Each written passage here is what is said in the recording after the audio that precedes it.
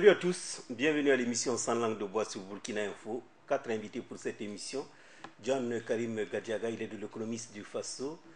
Omar Cheikh Bandaogo, il est de Burkina Info. Paul Miki Rwamba de Ouaga FM et Alassane Karama de Sidouaya. Nous parlerons de la réconciliation nationale, un thème d'actualité. C'est vrai que sous la transition, nous avons connu deux structures.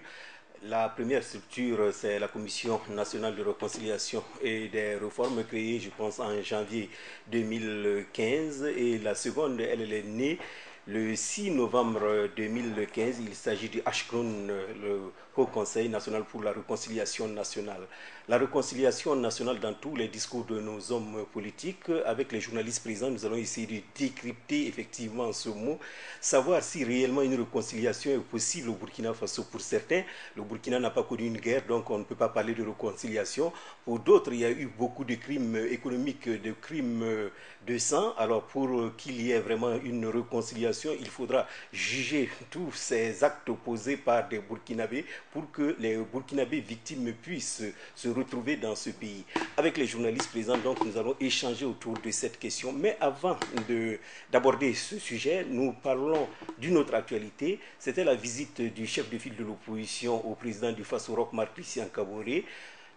Zéphirin Gabré a dit qu'il a été mandaté par ses pairs pour discuter avec le président sur la commission institutionnelle, comme certains l'appellent, d'autres la commission constitutionnelle. En tant que journaliste, c'est vrai que le président, le chef de file de l'opposition a émis certaines réserves. Il ne trouvait pas pourquoi les dirigeants actuels veulent réellement passer très rapidement à une 5e république. Et ils ont émis quelques réserves et aussi sur cette commission. Alassane Karama, est-ce qu'aujourd'hui on peut comprendre la démarche du chef de file de l'opposition? Non, peut-être qu'il est dans son rôle, qui est peut-être je ne veux pas dire suspecter systématiquement, mais quand même chercher à voir clair davantage sur tout ce que le pouvoir, en tout cas, essaie de mettre en place. Mais au fond, en même temps, ce qui peut-être m'étonne, parce que pour moi, ça ne devrait pas étonner, parce qu'on l'a relevé ici à maintes reprises, c'était une promesse de campagne. Et ensuite, vu les arguments avancés, pourquoi pas, en termes donc de rupture recherchée, on doit y aller. Et maintenant, quand on parle d'empressement, je ne vois pas vraiment où est véritablement l'empressement. Parce que si c'était l'une des premières décisions, peut-être dès l'investiture du président du Faso, à mon sens, on aurait pu parler donc d'empressement. Mais quand même, il y a eu pas mal de mois, la commission a été mise en place. Maintenant, la commission devra peut-être travailler pour rendre, en tout cas, un document qu'on va essayer donc d'enrichir s'il y a lieu, avant donc que cela ne soit. Donc pour moi, il n'y a pas véritablement d'empressement. Mais là où je suis quand même d'accord avec le CEFOP, lorsque vous allez effectivement à une discussion, vous allez justement à des échanges d'enjeux, comme le passage justement à une nouvelle république, il y a lieu d'aller quand même sur des règles, des bases, donc des discussions assez claires qui vous conviennent d'une certaine façon. Donc c'est un préalable. C'est d'ailleurs ce pourquoi personnellement j'avais estimé que les contours pratiques de cette commission-là, il aurait été judicieux, pourquoi pas, de permettre à la commission donc d'établir les règles du jeu. Sinon, imposer les règles du jeu, ça peut ne pas convenir à certains. Le résultat, ça va être peut-être qu'ils n'iront pas à ce jeu-là. Mais toujours est-il que c'est tout à fait de leur droit, effectivement. S'ils estiment qu'il y a des suspicions, il y a des choses en tout cas qui ne vont pas dans le sens qu'ils auraient souhaité, c'est bien de poser le problème tout de suite. Voilà, je préfère que, comme ils l'ont dit, ça va être un préalable. Lorsque la commission donc sera installée, ça va être un préalable. Il va falloir justement qu'ils reviennent sur un certain nombre de dispositions avant qu'ils n'entament donc les négociations. C'est tout à fait normal. Si ça peut permettre effectivement aux uns aux autres donc, de s'accorder avant d'entamer donc les négociations, c'est tant mieux à mon sens. Paul Miki, c'est vrai que les organisations de la société civile avaient émis quelques réserves. Est-ce qu'on peut dire que les chefs de file de l'opposition s'est engouffré dans ce sillon? Non, moi, je pense que c'est plutôt la carte de la prudence que le chef de file de l'opposition est en train de jouer. Parce que, voyez-vous, la commission, les membres de la commission étaient donc constitués, les 92 membres. Alors, l'opposition estime aujourd'hui que l'on va très vite en besoin par rapport à cette histoire de nouvelle constitution et de 5e République. Alors, il a manqué quoi? Il a manqué une concertation nationale avant même la composition du comité. Alors, l'opposition donc a l'impression qu'on allait très vite en besoin. On a donc tenté d'impliquer les uns et les autres dans le comité, alors que même la composition du comité devrait faire l'objet d'une concertation nationale. Donc nous sommes dans une situation où l'opposition estime qu'elle n'a pas été suffisamment consultée, et je crois que c'est ce qui a valu donc cette audience que le chef de file a demandé au président du Faso. Il faut rappeler que c'est Zéphirin Diabré d'ailleurs, il a dit clairement, c'était une demande du CEFOP pour se faire rencontrer par le président Kaboré, afin donc de discuter autour de cette question. Alors, ce qu'il faut également soulever dans cette histoire, c'est que, comme l'a dit Karama tantôt, c'était très bon hein, que le problème soit posé à cette étape de la démarche, parce qu'il ne servirait à rien de laisser la commission commencer ses travaux et puis après on se retrouve face à un blocage, parce que déjà l'opposition menace de retirer ses membres de la commission si les choses ne sont pas claires. Donc je crois qu'on se retrouve dans une phase de méfiance. L'opposition veut voir clair avant de s'engager. On a l'impression également qu'il y a des suspicions. Est-ce qu'il n'y a pas un deal qui se prépare quelque part, parce que qui connaît le pouvoir actuel, ce sont des dinosaures de la politique, avec autour un certain Salif Diallo qui est très, très rusé en matière politique. Donc je crois que l'opposition se retrouve dans une situation où elle est obligée de se méfier de tout ce qui se fait côté pouvoir. Alors, c'était de bonne guerre, c'est assez intéressant que le dialogue puisse se construire autour de cette question de grande importance nationale, et on espère donc que les deux parties vont trouver la meilleure formule pour aller ensemble vers cette nouvelle constitution. On n'oublie pas qu'au-delà des acteurs politiques, il y a également d'autres acteurs non politiques qui sont les acteurs de la société civile, il y a les autorités coutumières et religieuses également, et on espère que l'un dans l'autre, les gens vont trouver la meilleure formule pour la marche vers cette constitution. Et moi, je suis d'avis avec l'opposition, parce qu'il n'y a pas de raison de s'empresser aujourd'hui. On sait que ce qui a manqué dans notre constitution, c'est essentiellement cette question de l'article 37 qui a créé tous les problèmes qu'on a connus. Mais l'article 37 a été verrouillé sous la transition. Donc, pourquoi se presser vers une nouvelle constitution et se retrouver à un niveau où il faut recommencer les choses? Donc, c'est la démarche prudente. Il faut aller lentement et sûrement vers cette 5e République. Ok. Omar Bandaogo, autre chose, au lendemain de l'audience accordée par le président du Faso au chef de file de l'opposition, c'est vrai que les réseaux sociaux ont publié un petit contenu du décret qui met en place cette commission, et dans ce décret, ils ont relevé quelque chose de très important: les décisions seront prises à la majorité et non par consensus. Est-ce que ça également, ça peut inquiéter? Alors que les médias ont dit que l'opposition n'a que 13 représentants dans les 92. Alors si on parle de prendre des décisions à travers la majorité, est-ce que ça ne posera pas de problème? On peut dire que c'est une décision qui vient conforter l'opposition dans sa position. Parce que si l'opposition est allée rencontrer le président du Faso, c'est pas... Moi, je pense que dire que le gouvernement actuel va vite en besoin dans la mise en place de cette commission, ce n'est pas en fait la raison principale. C'est la manipulation qu'on peut avoir derrière cette commission-là. C'est comme le disait tantôt, on a des dinosaures de la politique qui sont là. On a un Salif Diallo qui voit en cette commission-là, disons, un objet pour asseoir lui-même son pouvoir. Parce qu'on entend parler d'une volonté de mettre en place un pouvoir, un régime parlementaire. Un régime parlementaire qui, si on ne fait même pas attention, va diviser les têtes au sommet de l'État.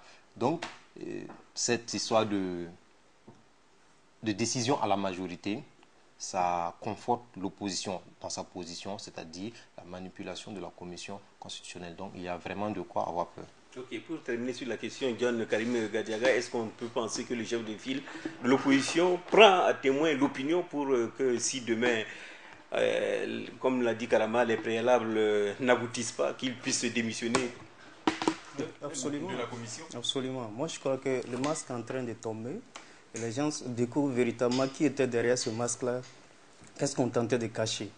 Je l'avais dit ici, les règles, les bases sur lesquelles on devrait s'asseoir et puis discuter n'étaient pas définies, n'étaient pas clairement définies. En plus, le fonctionnement même de cette commission n'avait pas été dévoilé. Et du coup, c'est après, je crois que c'est après la rencontre avec le président du Faso, lorsque le chef de file de l'opposition allait le rencontrer, qu'il y a eu finalement les détails. Et du coup, les gens ont découvert que, bon, en fait, les intentions qui étaient annoncées, il y a d'autres choses qui se cachent autour. Et je crois qu'ils se connaissent, ils sont dans le même marigot politique depuis longtemps. Chacun sait véritablement qu'est-ce qui se prépare. Et pour cela, le chef de file de l'opposition a totalement raison, effectivement, de tirer sur la sonnette d'alarme pour faire en sorte qu'effectivement, le coup qui se prépare ne puisse pas avoir lieu. Parce que ce serait effectivement un piège que d'aller à cette commission-là, commencer à travailler, connaissant les règles qui sont déjà pipées et qui vont aboutir à quelque chose qui ne serait pas véritablement à leur faveur. Mais malheureusement, et ce qu'il faut dire également, c'est que bon, ça devient finalement, cette histoire de constitution devient seulement une affaire de politiciens. Alors que ça devrait être l'affaire de tout le peuple. Et moi, je regrette le fait que la Constitution, on n'ait pas pu discuter de cette question-là pendant la transition. C'était véritablement à cette période qu'on devait pouvoir réunir tout le monde.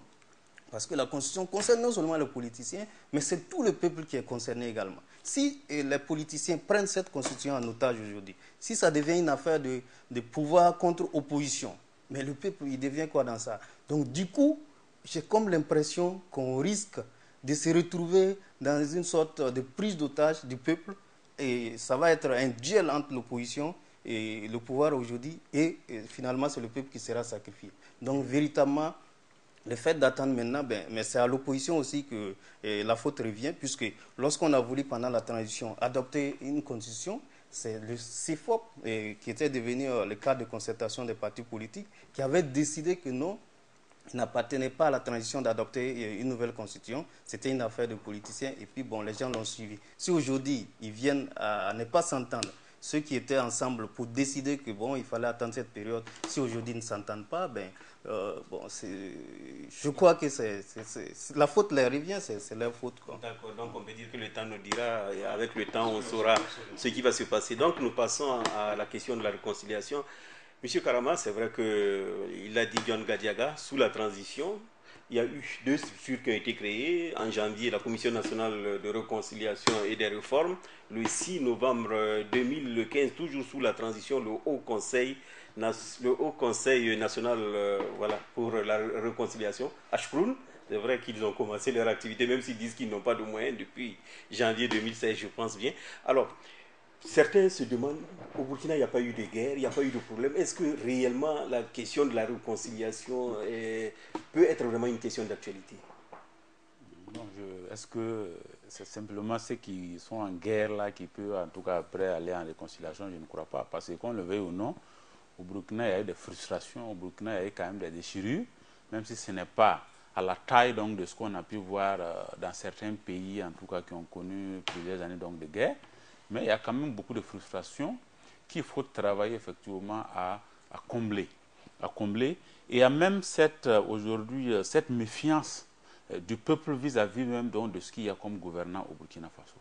Donc il faut qu'on travaille effectivement à combler tout cela pour que l'ensemble donc, des fils et filles de ce pays-là puissent regarder dans la même direction, puissent se serrer les coudes afin donc d'avancer. Donc de ce point de vue-là, je pense qu'il y a lieu effectivement de poser cette question parce que n'oublions pas, il y a eu des initiatives de par le passé, on l'a vu donc avec tout ce qui est venu, la journée nationale donc, du pardon à l'époque, mais qui, bon, en termes de résultats, parce que c'est cela. Lorsque pour moi, on estime qu'il y a nécessité effectivement d'aller à une réconciliation, ça veut dire que les pratiques doivent changer, les frustrations, tout ce qui peut créer ces frustrations-là, on doit travailler en tout cas à les faire disparaître autant que faire se peut pour éviter justement donc de se retrouver après chaque décennie justement à parler donc de réconciliation entre autres. Sinon, au Burkina aujourd'hui, il y a bel et bien lieu parce qu'il y a des parents qui, en tout cas, juste dans des conditions qui ne sont pas jusque-là éclaircies, qui ont perdu leurs enfants, qui ont perdu en tout cas leurs pères et autres, qui ont besoin, pourquoi pas, de justice, ne serait-ce que même de savoir la vérité, de savoir ce qui a bien pu se passer et pour pouvoir aussi se consoler. Parce qu'on sait qu'à la matière, hein, c'est quand l'on sait ce qui s'est passé et même que les coupables sont plus ou moins connus, bon là, d'une certaine façon, on peut dire que bon, notre fils n'est pas mort pour rien Donc ça peut apaiser les cœurs et pour permettre justement à ces personnes-là de se rallier à la nouvelle dynamique qu'on veut justement imposer. Donc de ce point de vue, je pense qu'il y a nécessité effectivement d'y aller, travailler à corriger donc, les frustrations que les uns et les autres ont pu vivre, parce que ce n'est pas seulement même les morts, même dans l'administration, dans le privé, il y a des gens qui ont vécu des frustrations, qu'ils ont du mal justement à surmonter. Et tant que ces personnes-là vont se sentir en marge de cette société burkinabé, je pense que ça va être difficile justement d'avoir la cohésion recherchée pour le développement durable. Paul Miki, en écoutant Karama, effectivement, il y a deux choses importantes qui ressortent, la malgouvernance et l'impunité, et avec un dénominateur commun, la justice. Est-ce que vous pensez réellement qu'il faut passer par la case justice pour résoudre ces problèmes? Alors, la justice, de mon point de vue, c'est un maillon essentiel pour la réconciliation. Alors, moi, je me suis posé un certain nombre de questions lorsqu'on a tenté de mettre en place ce comité, le HCOUN, qui est le Haut Conseil de réconciliation et de l'unité nationale. Je me suis posé la question, où est-ce qu'on met la justice à côté de tout cela? Parce qu'il ne sert à rien, effectivement, de réunir des Burkinabés pour dire qui a fait quoi, et puis on repart sur de nouvelles bases. Ce n'est pas évident. L'expérience de ce pays a montré que des comités de ce genre ont déjà été mis en place. Karama a évoqué opportunément l'initiative de la journée de pardon, je crois que c'était en 2001. Et alors, après cela, on a eu pas mal de structures de ce genre. On a connu un collège de stages. Sous la transition, il y avait même un comité de réconciliation nationale et des réformes. Aujourd'hui, avec le nouveau régime, on parle de HCROUN. Alors, on se demande quels ont été les apports de ces structures précédentes qui ont été mises en place dans le cadre de la réconciliation nationale. Pour moi, le plus essentiel, le maillon essentiel pour cette réconciliation, c'est la justice. Voyez-vous, le Burkina se retrouve à une étape où on est parti d'abord d'une insurrection. Et avant l'insurrection, on avait un régime qui a brimé des gens. Donc, il y a premier niveau de frustrés. Ensuite, sous la transition, c'est vrai qu'il y a eu insurrection, des gens sont venus donc récupérer le pouvoir. On a parlé de transition qui devait être un régime équitable, mais il y a eu des choses qui se sont passées. Des gens ont été brimés sous la transition. Sous l'actuel régime également, il y a le camp des perdants, ils sont brimés. Alors, donc, on arrive à un moment où on doit s'asseoir sur la même table et voir qui a fait quoi contre qui et qui doit avoir quelles sanctions pour qu'on puisse avancer. Donc, on pourra beau parler de réconciliation nationale sous forme de dialogue, de concertation. Tant qu'il n'y a pas une justice véritable, on va se retrouver à la même case de départ. Donc aujourd'hui, on se rend compte que tout se passe côté justice. On a des Burkinabés qui sont donc en détention, qui se réclament des prisonniers politiques qui ne sont pas jugés depuis qu'ils ont été arrêtés. Il y en a d'autres également qui estiment que ceux qui sont dehors, ça devrait être eux qui devraient être en prison. Ça également, c'est une réalité, c'est des choses qu'on entend partout. Voilà. Donc c'est autant de choses comme ça qui me font douter un peu sur le bien fondé de ce comité-là. Voyez-vous, si on se retrouve face à ce comité de réconciliation nationale et on dit par exemple aux membres du comité, alors on fait le point de tous ceux qui ont commis des délits dans ce pays et qu'on se rend compte que des gens qui sont aux affaires sont les auteurs, les véritables auteurs de certains crimes, de certains délits, alors on fait comment? C'est sûr qu'à ce niveau-là, on va avoir de la réticence à aller appeler ces derniers. Alors que si on jetait tout entre les mains d'une justice véritablement responsable, je crois qu'on pourra avoir la solution. C'est parce que c'est ça le rôle de la justice, c'est le moyen incontournable pour avoir une réconciliation. Mais on se retrouve également, malheureusement, il faut le dire également, face à une justice qui n'inspire pas confiance, quoi qu'elle ait eu une indépendance totale depuis donc, les recommandations des États généraux de la justice qui se sont donc tenus sous la transition Burkina. Mais voilà, on se retrouve à la case départ. Moi, je n'attends pas beaucoup de ce Haut Conseil sur la réconciliation. D'accord.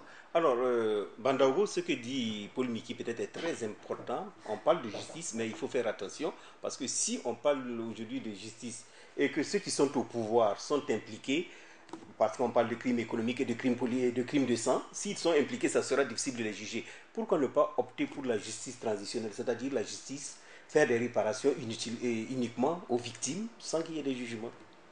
Ok, je vais peut-être terminer par cette partie, mais ce qu'il y a à dire, c'est que la réconciliation, moi je ne serais pas trop d'avis qu'on dise que le Burkina Faso a besoin d'une réconciliation.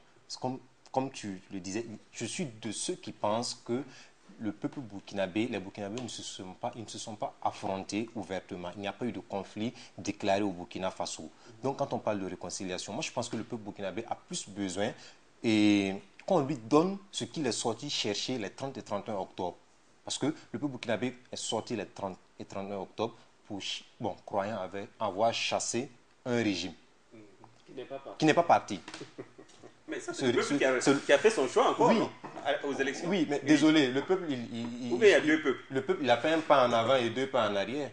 Mais à qui la faute alors? Bon, c'est le même peuple. Oui. Mais qui se rend compte de ses erreurs. Toute personne peut se rendre compte de ses erreurs.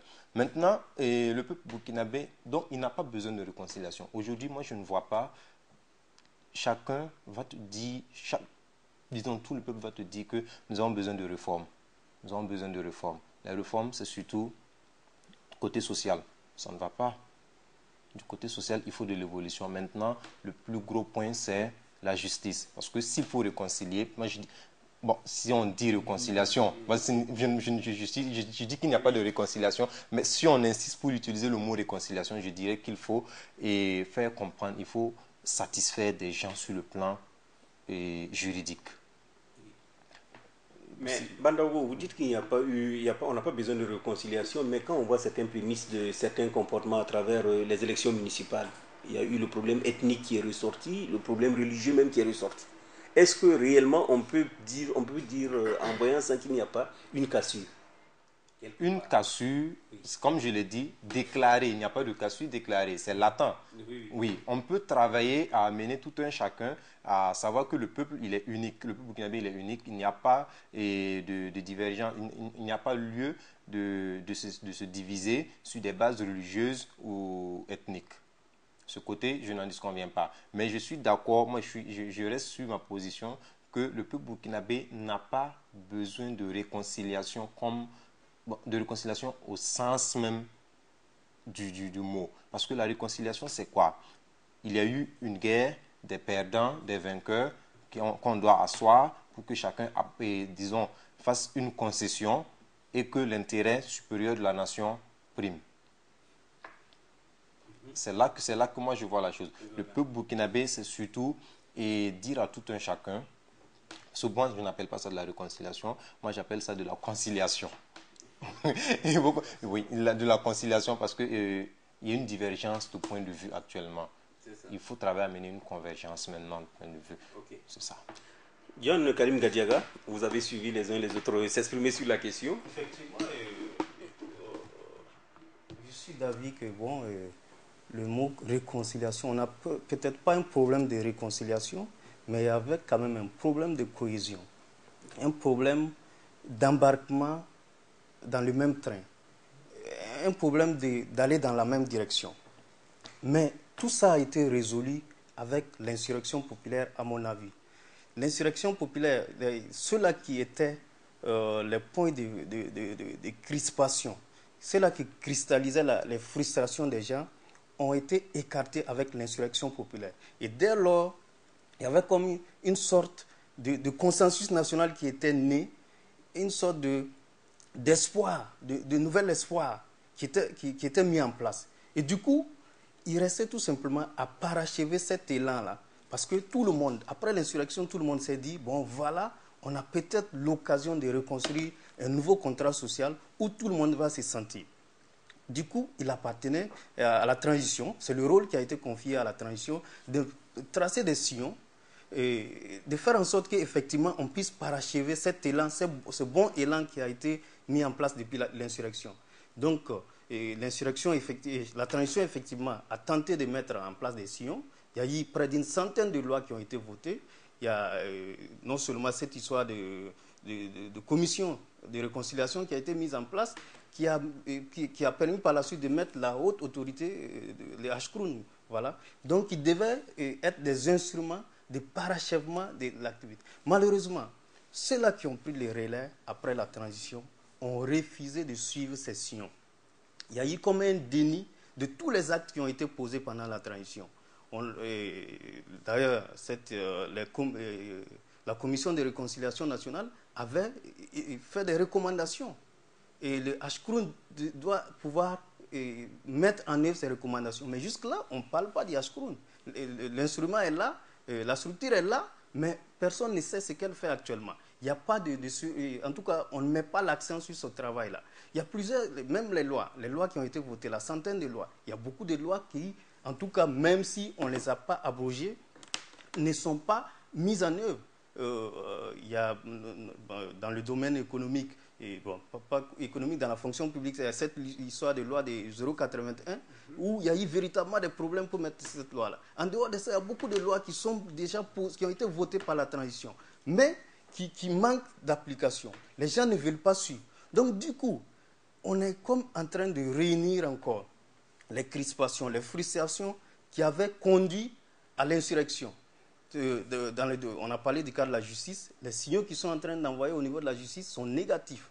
Il n'y a pas que la justice. Dans le domaine économique, il y a plusieurs choses qui doivent être faites actuellement. Les entreprises qui ont été sinistrées. Bon, il y en a qui ont été sinistrées de façon... c'est de façon accidentelle. Aujourd'hui, on doit venir en aide à ces entreprises-là. Sinon, ce sont des travailleurs qui étaient dans ces entreprises-là qui sont frustrés. Ce sont des patrons qui sont frustrés. Et il y a la question de la dette intérieure, des gens qui ont exécuté des marchés qui doivent avoir de l'argent aujourd'hui, qui ne sont pas payés. Tout ça, ça crée des frustrations. Il n'y a pas que ce domaine dans le domaine de l'éducation. On a parlé des cas des élèves de Nagaré. C'est de l'incivisme. On l'a vu, le problème, la qualité de notre éducation n'est pas bonne. Les résultats du BPC, ça ne va pas. À l'université, le système LMD, personne n'en parle, alors que ça pose problème. Dans le domaine également de la mise en œuvre de la démocratie, on l'a vu tout dernièrement avec les élections municipales, les problèmes, les gens, des politiciens sont allés manipuler des populations sur des questions ethniques. Donc ça veut dire que quelque part, nous sommes encore en train de réunir toutes ces frustrations-là qui vont encore nous amener à une situation où peut-être on sera obligé de passer par le chaos pour le résoudre. Donc voilà où se trouve le problème. Il n'y avait pas de problème, mais en réalité, c'est le travail qui est fait actuellement, qui devait être un travail pour nous amener à nous réconcilier, à adopter un nouveau contrat social où véritablement tout le monde s'est dit, dans ce Burkina-là, je me sens. Où la majorité au moins s'est dit, je me sens dans ce pays, mais ces conditions ne sont pas réunies. Le pouvoir ne fait rien, effectivement, pour nous éviter que des crispations et les gens se manifestent. L'incivisme, ça ne vient pas du néant, c'est l'expression de la frustration. Okay. Voilà. Karama, John Gadiaga a dit quelque chose de très intéressant, d'autant plus que les deux structures dont on a parlé, la Commission nationale et puis le Hcrundt, ont été créées sous la transition. Et on a vu le président du Hcrundt, je pense, sortir d'une audience au palais de Kwasiam, qui disait qu'ils n'ont pas de moyens pour travailler. Et j'aurais appris même qu'ils ont bénéficié d'une formation sur la justice transitionnelle qui a été donnée gratuitement parce que la structure a trouvé qu'ils n'ont pas de moyens, mais la structure voulait les aider parce qu'il faut les former aussi sur cette justice transitionnelle qu'ils ne maîtrisaient pas. Est-ce qu'on peut aussi donc parler de la volonté politique ? Parce que sous la transition, peut-être il y avait une volonté de créer ces structures. Maintenant, ceux qui sont arrivés au pouvoir, est-ce qu'il y a cette volonté politique de travailler à ce que la structure chargée de la réconciliation puisse être vraiment à la hauteur du travail demandé?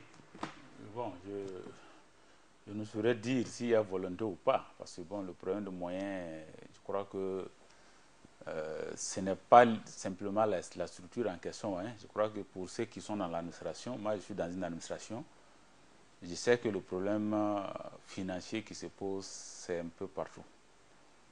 Voilà, c'est un peu partout, il y a beaucoup même de structures publiques qui sont là, même comment on appelle ça, les subventions de l'État avec lesquelles ces structures doivent travailler ne sont pas encore arrivées. Ces structures peut-être se débrouillent sur le fonds propre jusqu'à présent. Donc, ce n'est pas une exception en tant que telle. Mais je suis tout à fait d'accord que s'il y a volonté d'une certaine mesure, on peut faire l'effort. Mais je crois qu'à ce niveau, des assurances ont plus ou moins été données au Hcrundt, comme quoi on va travailler, sinon ils n'ont pas de siège parce qu'ils squattent actuellement, et ils n'ont pas de budget. Parce que la grande difficulté aujourd'hui que nous vivons, c'est vrai, il y a un problème, des problèmes financiers internes. De façon globale, il y a même la dette intérieure dont on a parlé, qui est beaucoup, justement, qui est important, parce qu'il faut que toutes ces structures puissent travailler. Aujourd'hui, on va peut-être vouloir prioriser le fonctionnement d'une structure comme le Hcrundt, mais parallèlement, il faut bien que l'économie reprenne. Hein?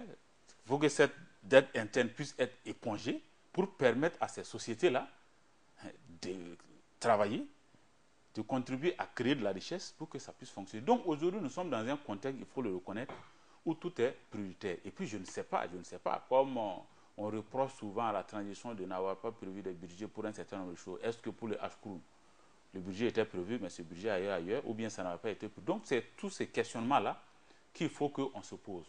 Moi aujourd'hui, je n'ai pas les éléments objectif pour justement analyser cette situation. Mais ce que je veux dire, le problème vraiment est général.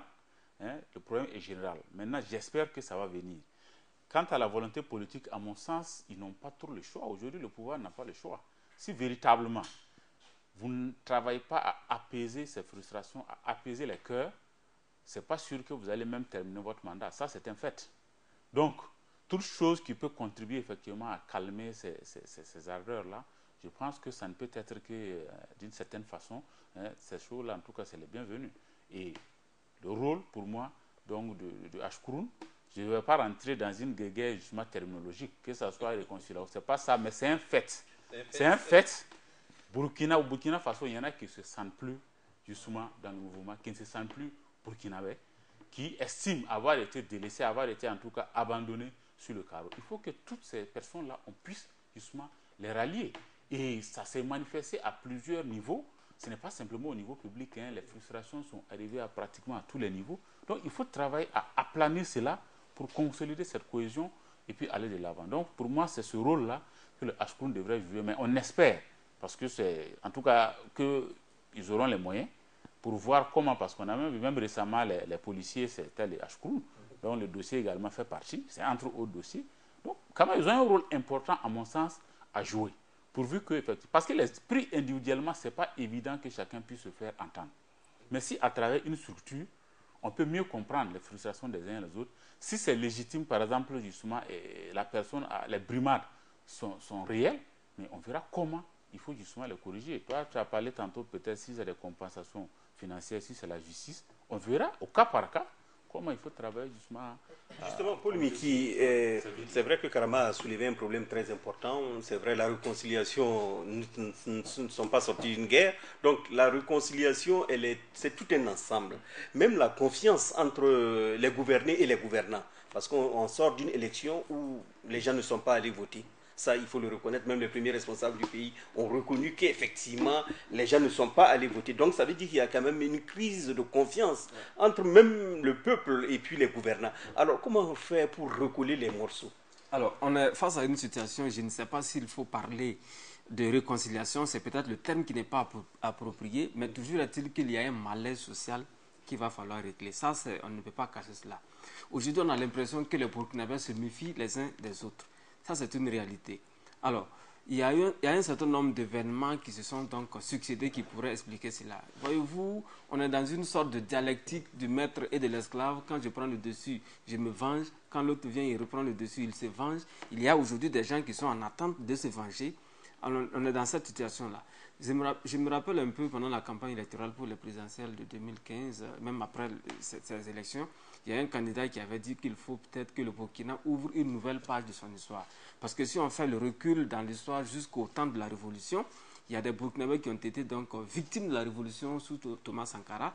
Et ensuite, lorsque le régime de Blaise Compaoré est venu, il y en a qui se sont vengés, d'autres n'ont pas pu. Également, sous le régime de Blaise Compaoré, il y a eu des victimes qui attendaient donc de se venger. Et ces derniers peuvent ressortir à la faveur de la transition ou du nouveau régime pour tenter de se venger. Actuellement, si tu sors, tu dis que tu appartiens au CDP, tu es mal vu, parce que c'est le régime qui est tombé. Donc, la situation, c'est qu'on est vraiment dans une phase de méfiance mutuelle.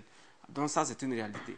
Maintenant, comment faire pour régler cela? C'est pour ça que j'ai dit, l'essentiel dans tout cela, c'était vraiment la justice. On aurait pu reposer tous nos espoirs sur la justice parce que quand on parle de réconciliation, de concertation, au conseil, de comité de réconciliation, on en a tellement vu, on a l'impression que chaque régime vient avec sa petite cellule de réconciliation. Et comme vous l'avez dit, ça ne produit pas forcément les résultats escomptés, mais on en crée toujours sans en avoir forcément les moyens pour mettre à leur disposition pour fonctionner. Donc, c'est pour ça que j'ai dit, moi, je n'attends pas grand-chose de ce comité-là. On a vu sous la transition, le Conseil national de réconciliation des réformes a fait le tour du Burkina, ils ont consulté des gens, ils ont produit un document. Aujourd'hui, est-ce qu'on peut faire le point sur la mise en œuvre des recommandations issues du comité là? C'est un travail formidable qui avait été fait. Nous, on était très heureux d'aller donc à la clôture des travaux du comité. Mais aujourd'hui, ils ont fait un certain nombre de propositions qui étaient assez intéressantes. On ne sait pas si ça a été mis en place ou mis en œuvre ou pas, parce qu'on était sous la transition. La transition est finie. On a tout balayé du revers de la main. On a mis en place encore un Ashkroun qui n'a pas encore commencé véritablement à travailler. On ne sait pas quand. On ne sait même pas s'il y a un chronogramme de travail. 92 Burkinabés comme ça qu'on a pris, on a mis ensemble il n'est pas 92, ça c'est le quoi.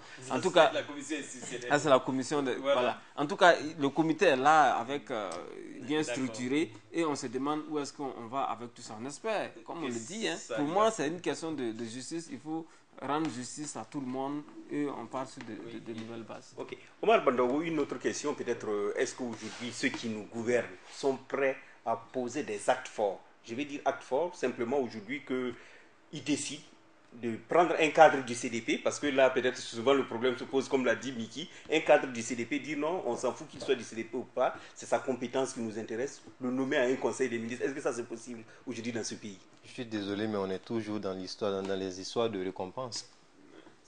On récompense toujours. On n'est pas là, je ne pense pas que ce soit des compétences. Un ministre peut dire non, mais moi, ce n'est pas mon problème. Il est du CDP, c'est un Burkinabé comme tout le monde, il a des compétences, moi je peux le nommer comme DAF. Un ministre qui dit ça, mais il est un président du FASO. Lui va perdre son poste. Oui. Donc finalement, on n'est pas encore dans la logique de la réconciliation. La réconciliation. Si on peut dire que certains enfants du Burkina sont écartés de la gestion de la chose publique. Bien sûr. Bien sûr, parce qu'on est là, on n'a pas encore compris le jeu politique.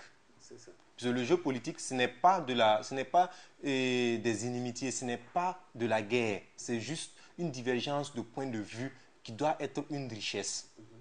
Malheureusement, c'est toujours la justice des vainqueurs. Quand on a le pouvoir, c'est comme Miki le disait tout de suite, quand on a le pouvoir, on prend tout. Même quand on est incompétent, on se dit on va aller. Et jusque-là, voici que le peuple souffre. On a vu les illustrations. Le 29 novembre, on a élu l'Assemblée nationale et le président du FASO. Et tout, il y a eu un fort taux de participation. Malheureusement, le 22 mai, tout de suite, on a vu le peuple a été démystifié. Il n'y a pas de confiance. Parce qu'en fait, ça n'a pas changé. C'est ça que je disais. Le peuple burkinabé croyait avoir chassé le régime Compaoré les 30 et 31 octobre 2014. Malheureusement, ça n'a pas changé. Ça n'a pas changé, c'est toujours les mêmes pratiques. Et c'est les mêmes têtes d'ailleurs. C'est les mêmes têtes qui ont juste fait défection à une année du départ moins d'une année même du départ de Compaoré. Oui. Donc c'est toujours les mêmes pratiques. C'est la même politique qu'ils ont su faire depuis longtemps. Que dans la vie, il faut toujours regarder devant. On peut dire que Compaoré c'est le passé. Donc forcément, il faut que le Burkinabé regarde devant. Mais si les gens doivent toujours parler de l'avenir du Burkina en regardant dans le rétroviseur, en regardant Compaoré, c'est-à-dire qu'on ne va jamais avancer. Oui, on s'appuie sur son passé souvent pour faire son futur. Parce qu'il faut un meilleur futur. Si on a fait un mauvais passé, il faut savoir qu'on a déconné pour faire un meilleur.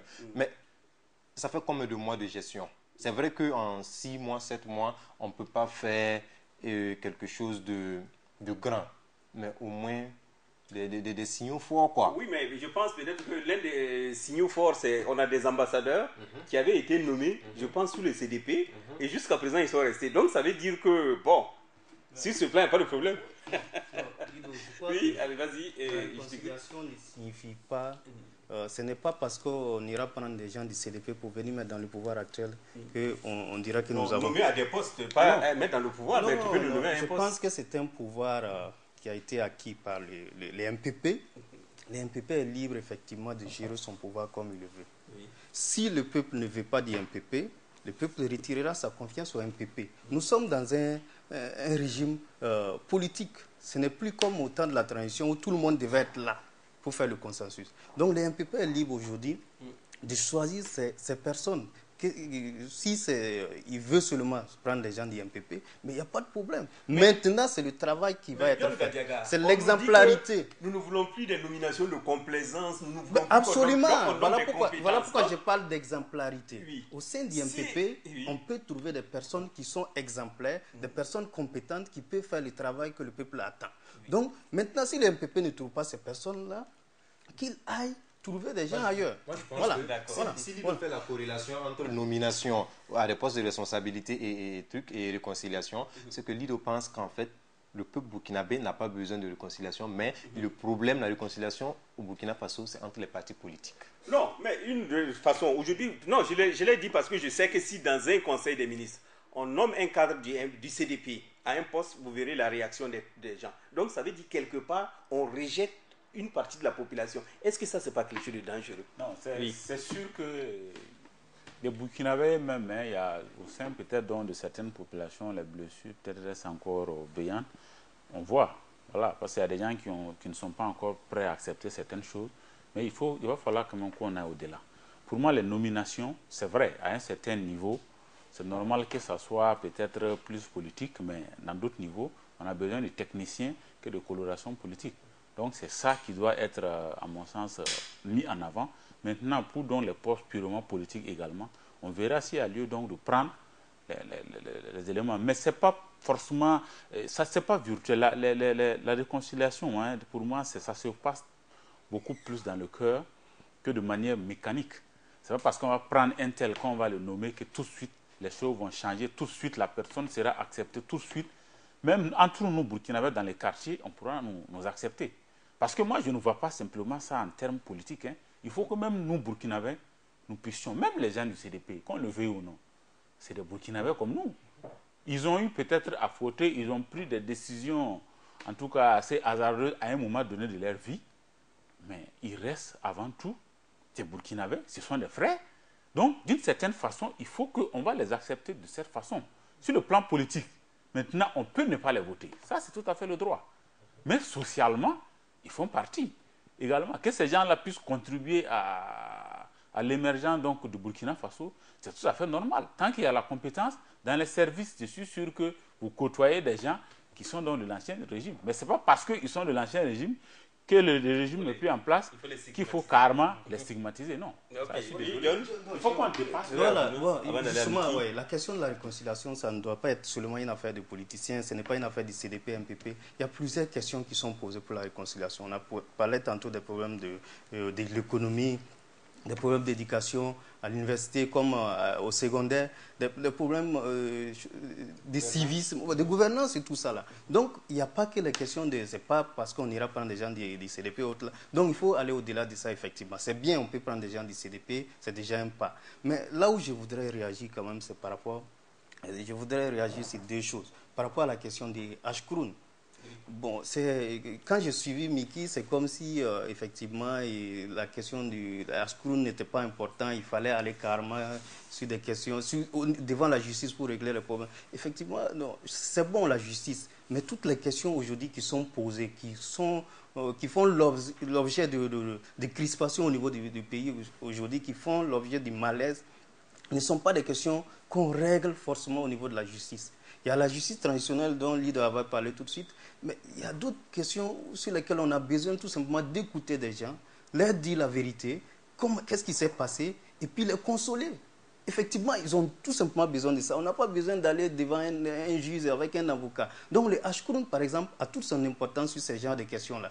Des sages qui sont là-bas vont s'asseoir et dire, bon, voilà ce que nous conseillons, voilà les mesures que nous conseillons au gouvernement pour essayer d'apaiser ces personnes-là, pour qu'effectivement, ils acceptent de dire, bon, moi, désormais, je suis d'accord et je suis. Okay. Voilà, ça c'est la question des Ashkroun. Maintenant, par rapport à la question des moyens dont Karama avait parlé, quand je l'ai écouté, c'est comme si effectivement le manque de moyens faisait que...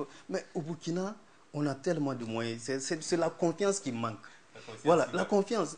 Par exemple, quand on quitte les mesures populistes là et qu'on réunisse le peuple, on dise la vérité, on réunisse le peuple pour lui dire la vérité. Va voir, les gens vont accepter volontairement de contribuer.